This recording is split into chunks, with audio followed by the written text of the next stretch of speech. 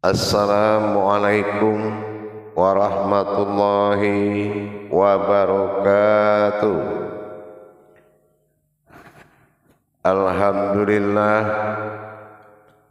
Alhamdulillahi rabbil alamin. Assalatu wassalamu ala asrafil anbiya'i wal mursalin Sayyidina wa maulana Muhammadin. Ashhadu an la ilaha illallah wa ashhadu anna Muhammadar Rasulullah. Allahumma salli ala Sayyidina Muhammadun musyabihil wal ikhram ya wal jalil wal ikhram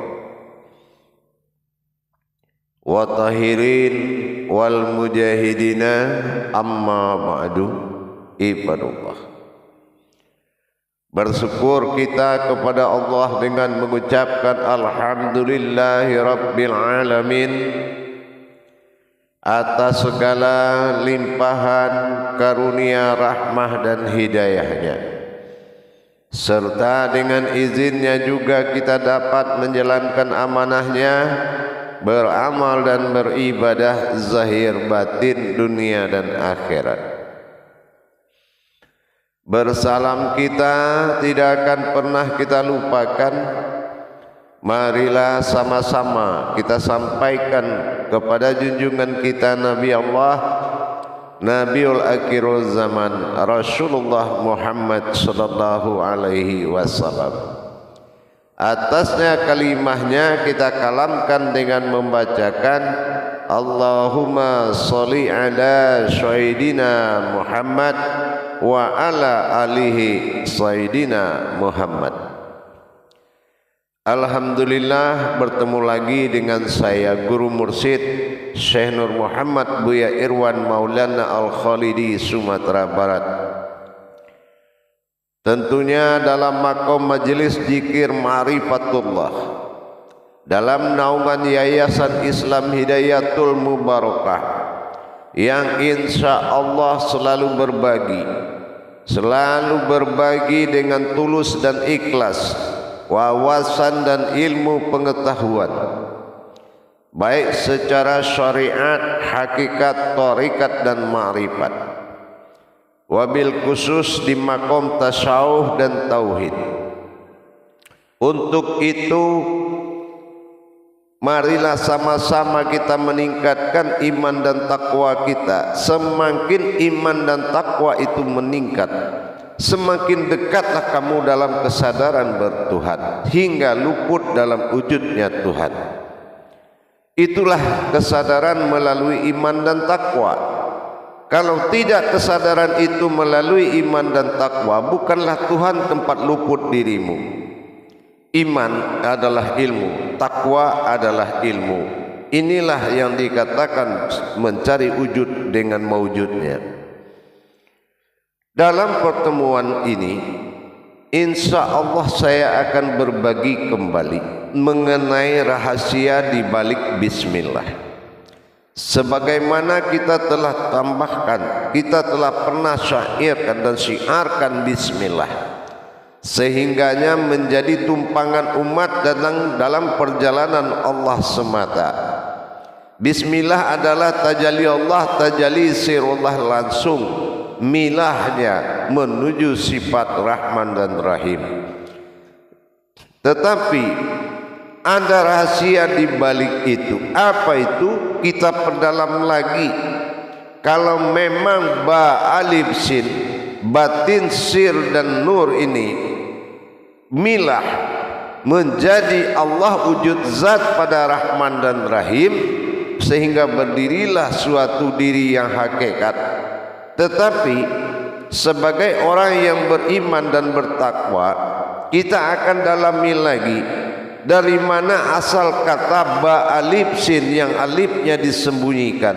Dari mana wujud yang tiga ini, bagaimana sampai dia ada dan satu ada tapi tiada dalam terlihat. Inilah alif. dalam hal ini kita harus kembali mengingat titian kaji yang sifatnya wujud. Kalau yang sifatnya wujud, pastilah judulnya maujud. Kalau dia maujud, tidak berasma di dalam bis, ba, alif, sin. Tetapi kalau kita tidak mengalami tajalli itu sendiri, berarti semuanya ini jatuh kepada pengakuan. Menghindari dari pengakuan yang tidak beralasan pada tafrid dan tajrid menurut hukum syahadat, tidak mengalami dan tidak merasakan, pengakuan itu adalah pengakuan sepihak, belum tentu diakui oleh Allah. Tapi kalau kita sudah menjalani dan merasakan dan mengalami, inilah yang dari 3 huruf ini wajib kita amalkan dan kita jalani dan kita alami dan serta kita rasakan. Kalau dia belum nyata, mubin pada diri, bagaimana yang mau ditarik nafas itu? 3 kodrat tadi belum pernah kita masuk ke dalam kodrat yang 3 tersebut. Pertama, bagaimana tajallinya? Awal terwujud alif, ya, bagaimana wujud dari tidak dia bernama dan berasma sampai dia muncul kepada ba dan berwujud dalam sin. Ini kalau tidak kita lalui, maka belum dikatakan diakui oleh Allah. Boleh saja kita mengakui, tapi kalau Allah belum mengakui, maka ini dikatakan sebuah faba'iyaba irabbikuma tukazziba. Inilah orang yang berdusta, mendustakan nikmat-nikmatnya Allah. Untuk itu tentunya kita harus bagaimana kita bisa menjalaninya, merasakan dan mengalami kejadiannya. Nah, kita lihat secara Jabariyah, alif yang awalnya wujud tidak terlihat dan dia muncul sebagai batin bilah, berarti bilah milah tilah filah hu Allah. Nah, inilah hukum yang 4 ini harus jelas tajallinya di dalam bismillah. Sekarang kita lihat di kodrat bis, ba, alif, shin. Nah, ini kalau tidak kita alami yang 3 ini, yang mau milah itu siapa? Seperti apa wujud yang mil ilah, menjadi Tuhan yang berasma Allah? Ini kalau kita tidak alami, maka kita lihat satu persatu sebagai Jabariyah dan wawasan. Pertama, kita harus masuk ke hukum tajalli al-ikhlas. Ini akan berwujud pada batin bilah. Batin bilah ini dia akan kembali bertajalli, ya. Yang bilah ini, wujud ini, dia akan bertajalli menuju suatu alam persembunyian sukun. Nah, ini yang disebut dengan ba atau batin, ya. Nah, setelah itu baru dia bertajalli pada hukum surat An-Nas Nur. Nah, ini barulah dia mewujud kepada syin. Nah, kalau yang 3 ini prosesnya, bismillah ini dia mewujud kepada wujud batin, dari batin mewujud kepada sifat batiniahnya tadi, baru mewujud dalam syin nur dalam An-Nas. Nah, ini kalau tajallinya tidak pernah kita alami satu persatu, maka yang milah itu belum wujud, ya, belum wujud. Nah, kenapa? Karena dia sudah bisa mentajalikan dirinya menjadi mi ilah. Ilah itu Tuhan, tapi dalam asma Allah. Nah, ini namakan ismi. Jadi kalau kita belum tahu bagaimana cara mengalami yang tiga, kita harus mengikuti kajian antara wahid dengan wujud. Wahid kepada ahad. Nah, ini antara wahid kepada ahad, ini harus kita ikuti dari rahasia Al-Ikhlas. Nanti barulah kita mengikuti bagaimana dia mawujud pada Al-Fatihah dalam wujud batin yang disebut ba. Nah, ini kalau kita juga belum alami 7 pecah Al-Ikhlas masuk kepada 7 pecah An-Nas, berdiri sebagai alam dengan 6 kodrat pada An-Nas. Kalau ini tidak kita alami, itu dinamakan faba'iya ba'i rabbikumat kaziba. Kita masih digolongkan sebuah perbendaharaan yang pendusta. Kita belum mengalami, tapi kita sudah mengatakan, merasakan dan mengalami. Pengakuan tidaklah semudah sesuatu yang pasti.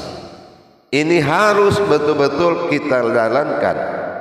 Di sinilah baru kita tahu, setelah bertajalinya pada unsur Al-Ikhlas, maka dia bertajali kepada An-Nas mawujud dalam Al-Fatihah. Ini yang ba alif sin. Ya, kalau kita sudah bisa menyesuaikan dan mentajalikan kodrat itu, inilah baru bisa bertemu 4 sifat alam bernama Rahman, 3 sifat hayat bernama Rahim. 3 itu sudah pasti, nur, zat dan batin itu sudah pasti, karena 3 yang awalnya bergerak. Kalau 3 awal ini bergerak, kita harus tahu bagaimana cara kita memperjalankannya. Ba alif sin, Al-Ikhlas, An-Nas dan Al-Fatihah. Ya. Nah, ini kalau kita lihat 7 Al-Fatihah, bertajalinya 7 Al-Ikhlas, itu sudah 14. Ya, sudah 14. 14 dimasuki 3 sifat oleh Nas, nurnya 6 sifat. Berarti kita sudah bisa menghitung kebenaran sifat 20 kodratnya umat. 7 ditambah 7 Al-Ikhlas pecah 7 bertajali pada 7 Al-Fatihah menjadi 14. 14 ditambah 6, 15, 16, 17, 18, 19, 20. Berarti benar hakikat bersifat 20 Allah pada diri dibagi 3, salbiyah, maknawiyah dan nafsiyah. Inilah yang menjadi rahim. Nah, kita harus mengerti perjalanan tajalli Allah pada diri dari wujud sampai maujud. Jamaah yang dirahmati Allah, kaum muslimin dan muslimat rahimakumullah.